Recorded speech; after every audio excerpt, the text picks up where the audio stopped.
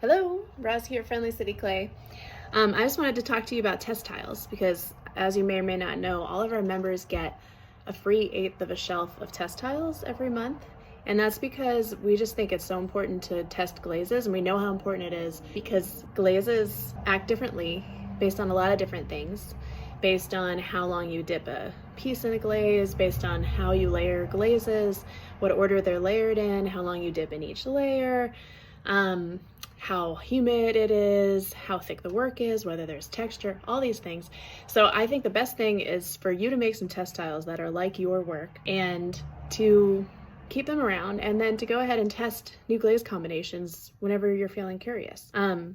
It's also nice to have a set of test tiles just kind of made and ready. You can make them and then bisque them and then keep them in a little container so they don't get super dusty.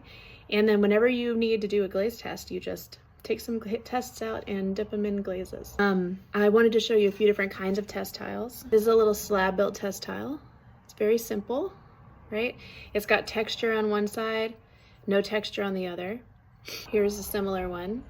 This is made with 112, and this was made with B-Mix. And you always want to make your test tiles with the clays that you're going to use because the glazes look really different on different clays. And you can see that kind of clay is actually stamped in here. It says 112, even though it looks backwards in the video. This is a wheel thrown test tile, and it was thrown in as a circle, a bottomless cylinder, and then these little edges were brought out so that it would have a place to catch the glaze if the glaze ran. And it's got no texture on this side and texture on this side.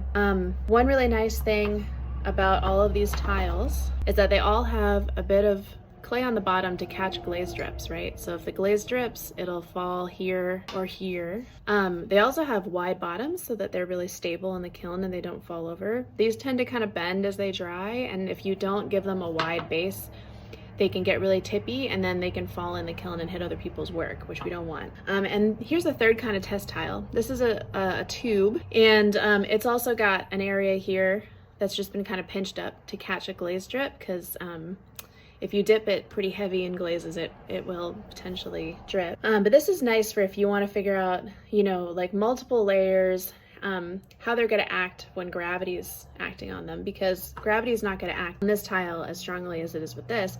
And this is going to be a lot closer. The result you get here is going to be a lot closer to your actual piece if your piece is tall. So for the free test tiles, we need them to be within a certain size. Like, they can't be big tiles. Ideally they shouldn't be very wide. These kinds of tall, well, not too tall. This is probably on the upper end of tall, maybe like 3 inches, narrow little tiles that can just sort of fit in between other pieces in the kiln. That's what we're looking for. And that's why we give them for free, because we can just kind of stick them all over the kiln and they don't slow down the firings, but you get really good information. So maybe try that out this month, huh? Couple more things. Be sure to put your name on your test tiles, because when a whole bunch of test tiles go in the kiln from different members, it's really easy to get them mixed up. You can stamp your name on. Another thing that works is to grab one of these pencils. There's a little bin of underglaze pencils right by the glazes on the table by the tongs. And they're not all technically underglaze pencils, but a lot of brown colored pencils will stay in the kiln. And if you just take one of these and you write your name somewhere or the clay or whatever on this, that's a really easy way to just mark it.